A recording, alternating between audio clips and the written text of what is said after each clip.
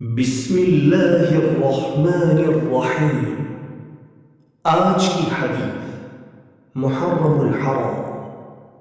अरबी अन इब्न अब्बास रज़ियल्लाहु अन्हुमा क़ाल क़दिम अन्नबिय्यु सल्लल्लाहु अलैहि वसल्लम अल-मदीना फ़रअى اليهود تصوم يوم عاشوراء فقال ما هذا؟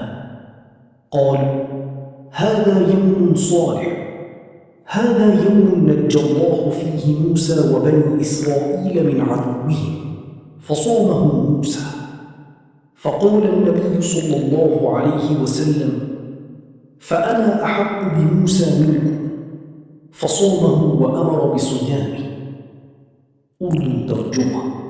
हज़रत अब्दुल्ला बिन अब्बास से रिवायत है कि जब रसूलुल्लाह सल्लल्लाहु अलैहि वसल्लम मदीना तशरीफ लाए तो देखा कि यहूद आशूरा का रोज़ा रखते हैं।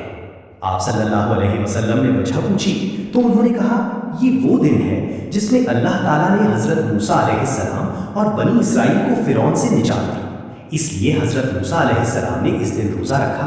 इस पर रसूलुल्लाह सल्लल्लाहु अलैहि वसल्लम ने फरमाया, हम मूसा से तुम्हारी निस्बत ज़्यादा हक रखते हैं।